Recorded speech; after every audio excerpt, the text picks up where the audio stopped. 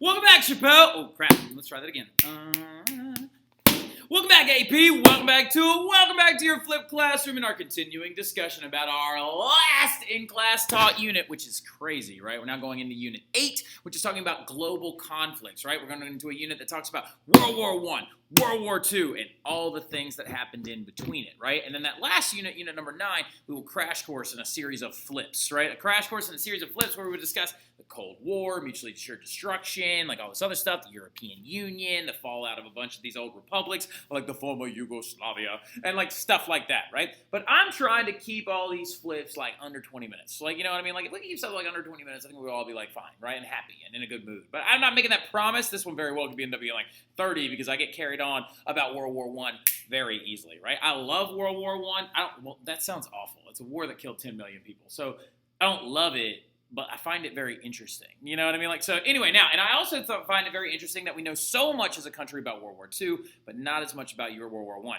And I'm also really excited for y'all because you're going to get to learn about World War II from a European perspective, right? Rather than from the American perspective, which is this whole like conundrum of who's the bad guy, who's the good guy, doing this, doing that, blah, blah, blah, blah, blah. So when we're looking at World War I, you have to understand it's more so than anything else, considering that morality scope right there. This is one of the most senseless wars on the planet because there wasn't really necessarily a good guy or a bad guy. It was a cataclysmic domino effect of all these different causes. Those 4 main causes are the ones that we started talking about today in class. We started talking about like the fact that alliances are going to play a huge part, but so is militarism, imperialism, and nationalism as well, okay? So these things are going to happen, though, that's going to cause a resentment of each other, right? And the way that I want you to think about Europe when it comes to, like, for a symbol anyway, like when we're talking about, like, how tense things were getting, I always like to teach it this way, and this is how I always think about it in my mind. So I'm holding a rubber band in my hand right now. And so, like, you know, during a time of peace where everybody's, like, happy and good to go, the rubber band's, like, pretty loose and not that bad, right?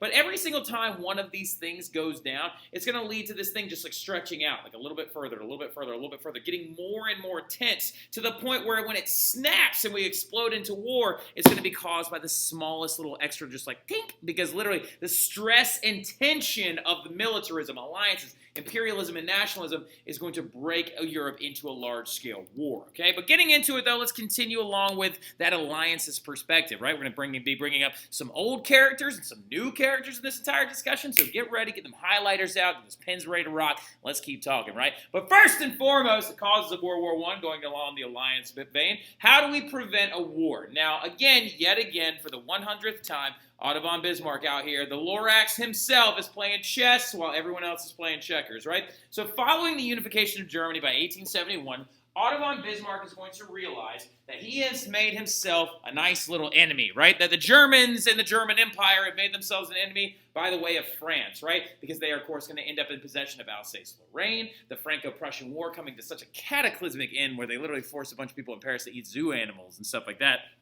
is going to lead to some strife within the continent, right? So to prevent a war, he decides with himself, I need to make a geographical alliance that will actually demonstrate large-scale powers to make Germany almost uninvadable, right? We need to make it so that France, if they cop an attitude with us, will have the full might hammer of the German Empire come down upon them, and we're not going to do it just by ourselves. We're going to make an alliance to make it look like we are the biggest, baddest guys on the block that should not be messed with, right? Well, the French are going to be like, oh, not so fast, but we'll get to that part here in a couple of minutes, right? Now, how do you prevent a war, right? Well, the way that he's going to decide to prevent this war is by creating an alliance known as the Alliance of Three Emperors. And that alliance is going to last from about 1873 to 1891. But something we need to understand about that alliance is that this alliance was meant to isolate France, right? Because it was meant to actually be a union between 3 different large-scale empires, right? If you want to write this down real quick, next to where you have the 3 emperors right there, the 3 empires that were within this alliance was the German Empire, the Russian Empire, and the Austro-Hungarian Empire, right? Those 3 made up the alliance of 3 emperors, because 3 emperors, Kaiser Wilhelm I,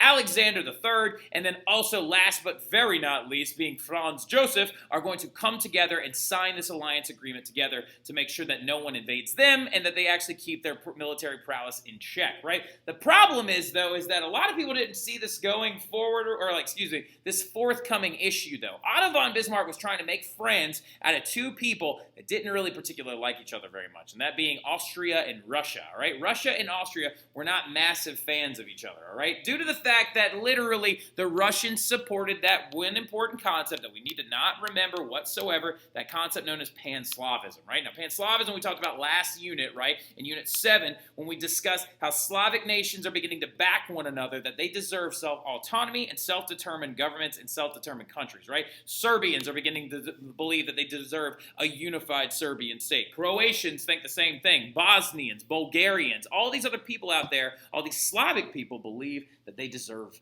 more, right? That they deserve countries all their own skis, right? Now, what we need to understand, though, going into it, is that Austria and Russia are going to disagree about this because Austria controls a lot of those people. Then their empire, they have the Hungarian, well, they're not Slavic. Hungarians aren't Slavic. Don't tell a Hungarian they're Slavic, all right? They have control over Croatia and Bosnia and a couple other areas that actually have Slavs inside of them, all right?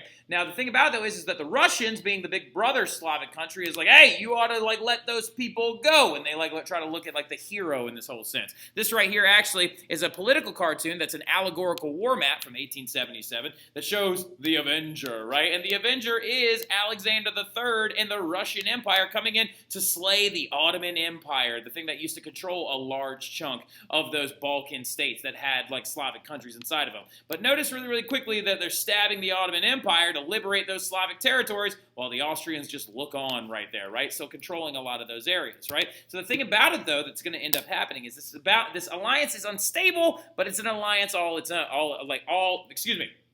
but it's an alliance all the same, right? And all it really needs is somebody to come along and screw it up. And this idiot comes along and screws it up, right? About 15 years after this alliance was signed, it begins to dissolve quickly because of the newly crowned Kaiser of Germany, right? This is Wilhelm II, Kaiser Wilhelm I's son, right? He has a Hohenzollern as well, and he is inept. Like, the guy is not smart. Like, I really try my best to not look upon historical figures and judge their actions harshly, but this guy might be the one person that we could all just, like, point to and be like, World War I's his fault. That guy's fault. That one right there. This guy right there, it's all his fault, right? Kaiser Wilhelm II was, like, one, very emasculated, right? Because he actually had a dead arm that, like, hung by his side, literally, because it, like, got actually hurt whenever he was a child and stuff, and it, like, didn't move or have any feeling in it and everything like that. So he was a very odd-looking dude. He would, like, prop it up on a sword all the time to try and make it look like it wasn't that bad.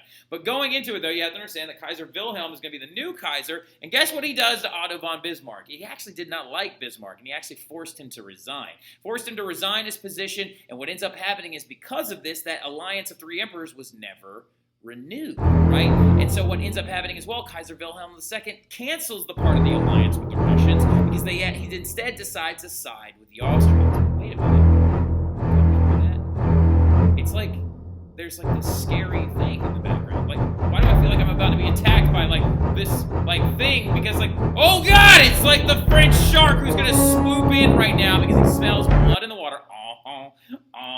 I don't care. That's a good joke. You need to eat me. Now, like, so France swoops in because of this and attacks from beneath the water and signs their own alliance with the Russians, right? Now putting Germany and the German Empire at a geographic disadvantage, right? They signed the Franco-Russian alliance in 1891, and they swooped in there to try and impugn the Germans very quickly. They also even built a bridge in Paris to celebrate this alliance. It's called the Pont d'Alexandre, and we are going to walk that bridge if you're going to Europe with us this year. It's considered one of the most beautiful sightseeing locations in all of like Paris, and it actually is it's called the Pont d'Alexandre, which literally means the Bridge of Alexander III, because it celebrates the alliance that the Russians and the French actually signed together going into World War I, right? Now, the thing about it, though, is that the French are going to strike whenever the Germans were at their weakest, and going into it, though, we're going to continue this whole alliance system because we've got a couple other allies out there that we've got to get all wrapped up, right?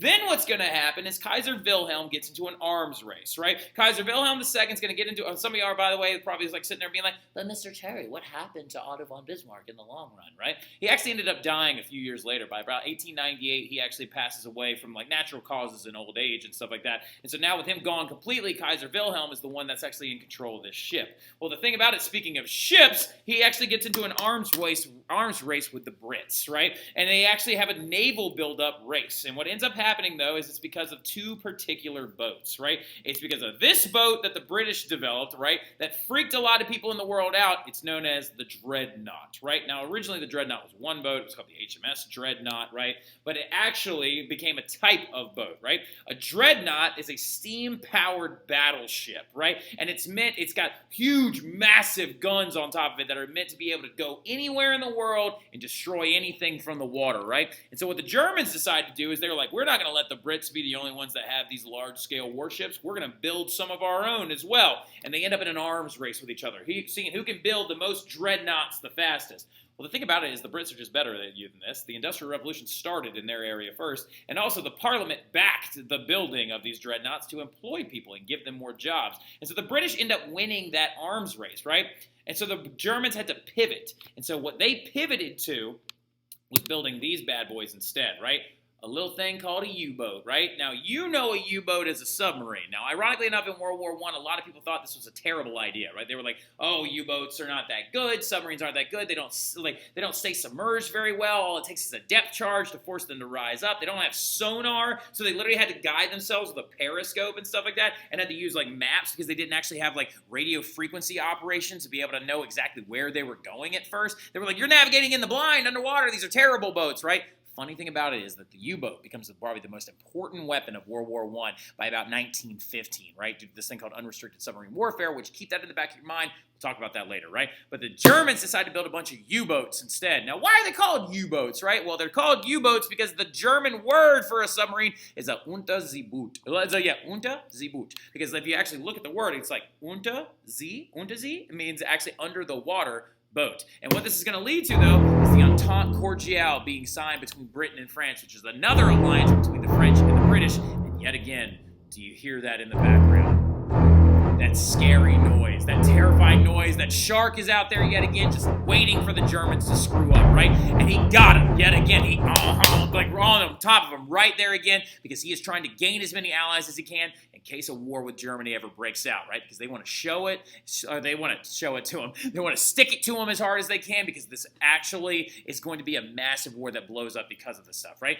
Now, France encourages Russia to then make the triumvirate complete and to sign an alliance with the Russians, right? And that's the Anglo-Russian alliance, effectively creating this thing called the Triple Entente. You know them better, though, as the Allies, right? Now, going into it, though, the Allies will be formed, and here's a little ironic fact about this whole thing as well. You'd really think that family wouldn't go to war with each other because Queen Victoria, the reigning, queen of Great Britain during the later part of the 1800s, actually was related to all these leaders of state, right? This right here is George V, who will actually end up George V, who will actually end up becoming King of England after, 2 generations after. But his dad was there. He's a Saxe-Coburg line. There's a whole thing. But anyway, during World War I, George V was the grandson of Queen Victoria and the King of England, right? And then also another one of her grandsons is, again, of course, Kaiser Wilhelm. Kaiser Wilhelm is one of her grandkids, right? Like, you would think that these two first cousins wouldn't go to war with each other, but they ended up doing that. And then none other than Nicholas II Romanov, the Tsar of Russia by the time World War I breaks out,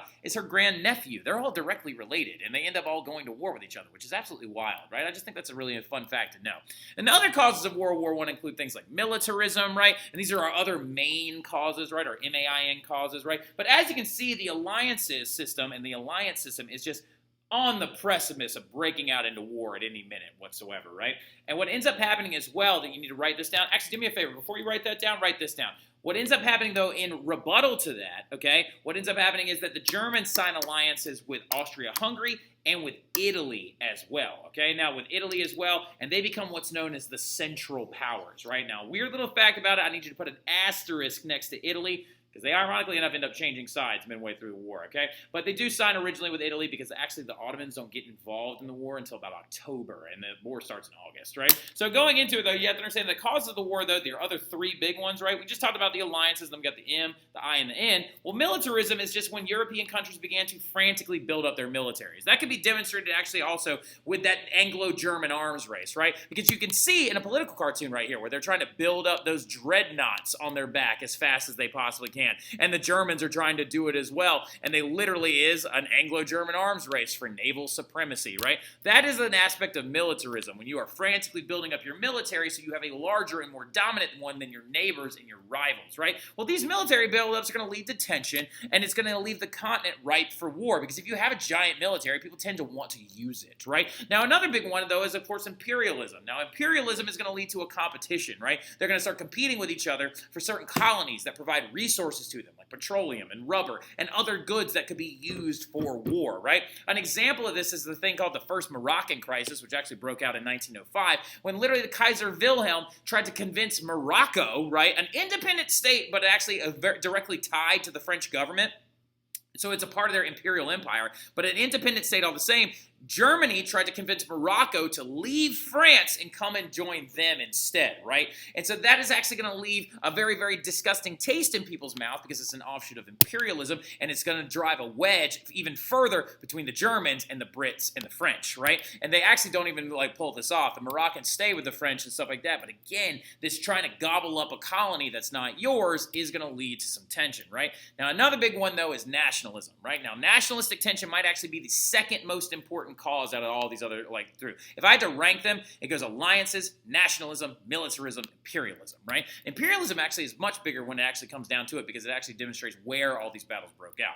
Now, nationalism and nationalistic tensions are holding over from the 1800s begin to exacerbate a lot of these old rivalries and create new tension, right? Because the original rivalry that led to this whole kerfuffle that's going to end up blowing up in everybody's face is just the one between France and Germany, but they started sucking everybody else into it as well, right? Now, this is going to lead to this area of Europe being known as the powder keg, right? Now, where that is called the Balkans. Now, let's talk really, really quickly about the imagery of a powder keg, right? Now, why they called it this in history is because a powder keg, what it is, okay, in essence, is a barrel full of gunpowder, right? And they're very unstable, and it takes just a little bit of something to set it off into a full explosion, right?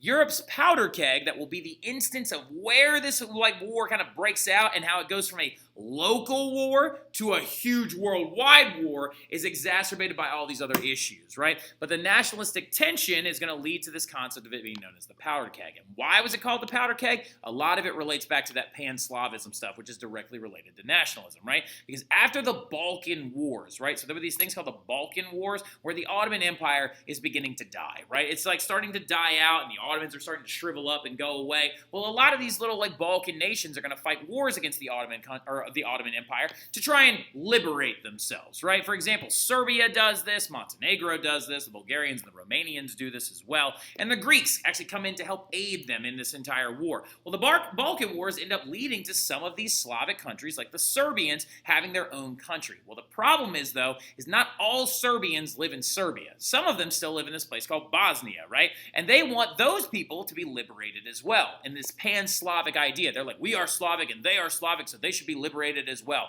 And they should be a self-determined country, all their own skis, and not be controlled by anybody else. The problem is, though, is you got people like Austria-Hungary who want to keep them.